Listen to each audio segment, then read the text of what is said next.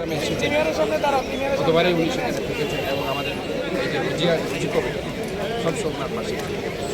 এটা গেল একটা দিক। আর আমার ব্যাপার হচ্ছে, আমি যখন মেডিকেল কলেজে ছাত্র দলের রাজনীতি শুরু করি, আমাদের এক ডক্টর জসিম সাহেব ছিল। ওই সময়কার থেকে আমাদের রোজিয়াপা যখনই আমি বাসায় যেতাম, আমাকে অসম্ভবভাবে এমনি সাহায্য করতেন, অত্যন্ত স্নেহ করতেন। এবং আমি মনে করি আজকে প্রায় 37-38 বছর আমার এই রাজনৈতিক জীবনে আমি দেখেছি যে রাজনৈতিক কোনো প্রোগ্রাম হলে এরকম মিস দিয়েছে, সুস্থ থেকেছে, অথবা চট্টগ্রামে ছিল, আসে নাই, এটা খুব বিরল। অর্থাৎ রাজনীতিতে যে ধরনের আজকে আমরা বিভিন্ন ধরনের হাইব্রিড কিংবা বিভিন্ন ধরনের আজকে এই যে অনুপ্রবেশকারীরা এসে রাজনীতিকে যেভাবে নষ্ট করছে, ভালো রাজনীতিবিদের সংখ্যা অনেকাংশে কমে যাচ্ছে। কাজে আমরা মনে করি যে উনি একজন কমপ্লিট রাজনীতিবিদ ছিলেন, পাশাপাশি উনি অনেক ফরেজগার ছিলেন।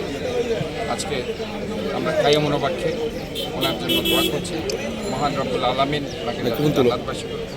ওনার যে 2জন ছেলে আছে, তারা এস্টাবলিশড, মেয়ে আছে ডাক্তার সিলভি, তারা যাতে শোক সইতে পারে এবং ওনার যে আত্মীয়স্বজন, আমরা যারা বিএনপির বিশাল পরিবার, আমরা যাতে শোক সইতে পারি এবং এই শোক ধারণ করে আমরা যাতে সমস্ত অপসংস্কৃতি, অপরাজনীতি এবং সমস্ত ধরনের এই যে চাঁদাবাজি, মাস্তানি এবং পরিহার করে আমরা একটা শুদ্ধ রাজনীতি আমরা চর্চা করি।